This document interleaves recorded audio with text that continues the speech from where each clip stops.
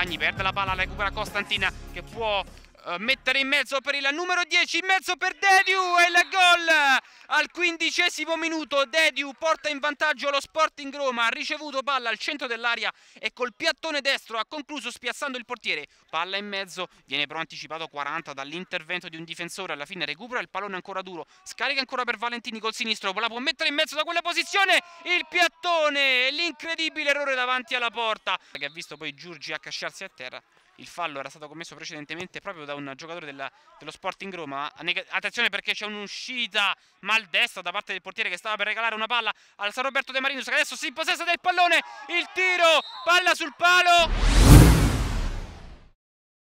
Il San Roberto De Marinos che riparte dalla difesa, colpo di testa a cercare 40, anzi Conti che col destro non riesce a concludere, sta prestando molto alto nel tentativo di interrompere sin dai primi passi la manovra della San Roberto De Marinos che prova a manovrare dalla difesa. Ora il tiro e il gol improvviso, il tiro da centrocampo, tiro rasoterra di Valentini col sinistro. Ora recupera ancora palla duro a centrocampo, scambio con Valentini, poi tiro dalla distanza, incrocio dei pali.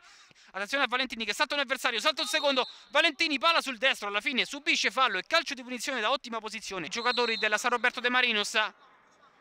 Parte proprio Valentini col sinistro, de gol! Valentini segna ancora lui, doppietta personale, ma anche in questa occasione evidente errore da parte della difesa e del portiere dello Sporting Roma. Si è fatto sorprendere, si è fatto trovare impreparato in entrambe le situazioni. Attenzione, l'arbitro fischia qui, finisce la partita, vince il San Roberto De Marinos 2-1, doppietta di Valentini, rimonta nei confronti e ai danni dello Sporting Roma che rimane a 19 punti, sale a 17 il San Roberto De Marinos. Sì, dai, i playoff ci possiamo puntare, la squadra c'è tutta, gli danno un po' di assenze, parecchie assenze, si sentono, mancano, siamo sempre più o meno sempre nuovi, però bene o male ci ritroviamo, l'asse centrale è sempre lo stesso, buona squadra, si può fare di meglio. Siamo innervositi oggi un po' con l'arbitraggio, ma è una cosa che succede un po' spesso. Siamo una squadra, diciamo, determinata, perché stasera abbiamo dimostrato, abbiamo vinto proprio alla fine, insomma, con l'ultimo gol del grande bomber Valentini.